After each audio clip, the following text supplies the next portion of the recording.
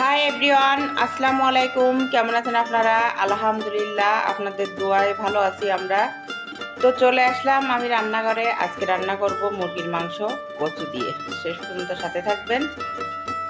অফিসেতে আসার সময় এই ফলগুলো কিনে নিয়ে এসেছি। আসলে আমি ভাত না খেয়ে থাকতে পারি, কিন্তু ফল না খেয়ে আমি একেবারেই থাকতে পারি না। ফল আমার ভীষণ পছন্দ। প্রথমে আমি লাল শাকটা ভাজি করে নিলাম। লাল শাক আমার মেয়ে খেতে চেয়েছে। আমার আসলে সিজনের জিনিস সিজনেই খেতে ভালো লাগে। এখন মেয়ে খেতে চেয়েছে বলে কথা।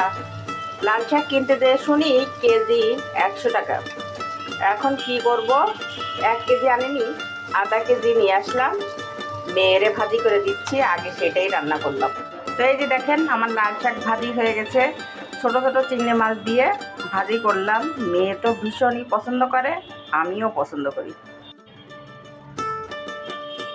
আসলে আজকে সকালে রান্না করে রেখে যেতে পারিনি, অফিসে অনেক কাজ ছিল। তো এখন এসে আমি রান্নাও করতেছি, কফিও খাচ্ছি। আমার মতো ব্ল্যাক কফি, চিনি ছাড়া। কে কে খেতে পছন্দ করেন? আমার কিন্তু চিনি ছাড়া ব্ল্যাক কফি খেতে ভীষণই ভালো লাগে। আসল কথা, কফি না খেলে আমার মাথা একেবারেই ঠিক থাকে। তো এই যে দেখেন আমি তেলটা দিয়ে দিছি। এখন আমি এর ভিতরে দিয়ে দিব,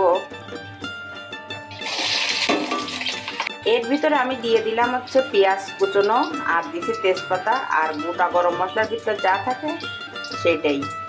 তো এখন আমি পেঁয়াজটা ব্রাউন কালার করে তারপরে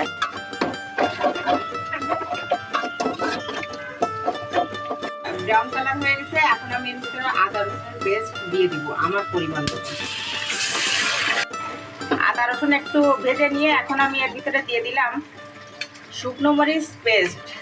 শুকনো মরিচের ভিতরে ছিল জিরে, ধনিয়া দিয়ে আমি পেস্ট করে দিচ্ছি।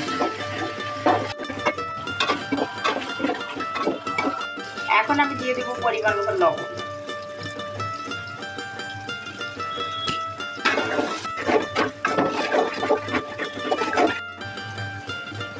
এখন আমি দিয়ে দিব পরিমাণ মতন হলুদ।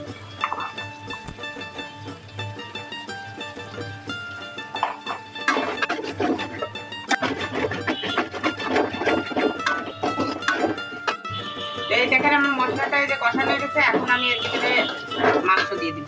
এই আমি মাংস দিয়ে দিলাম এর ভিতরে।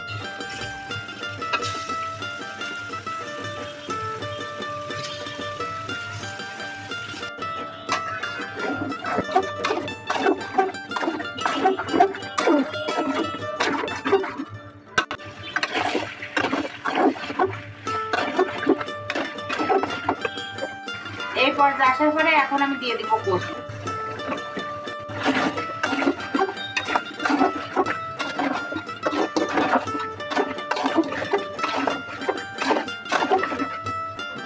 এই যে আমাদের বাড়ির আর একটা সদস্য, যে আমি মাংস রান্না করতেছি, এই দেখেন রান্না করে চলে এসে, এই যে মাংস হবে এই জন্যে।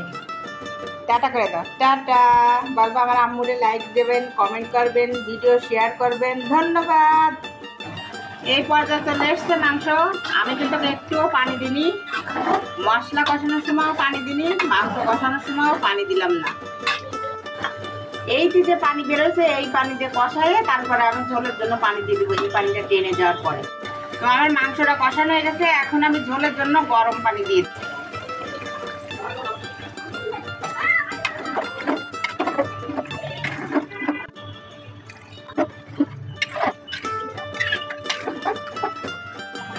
তো আমার মাংস এই পর্যায়ে চলে এসছে। এখন আমি জিরে ভেজে যে গুঁড়ো করে রেখেছি আমার দিচ্ছে, এটাই দিয়ে দেবো এখন।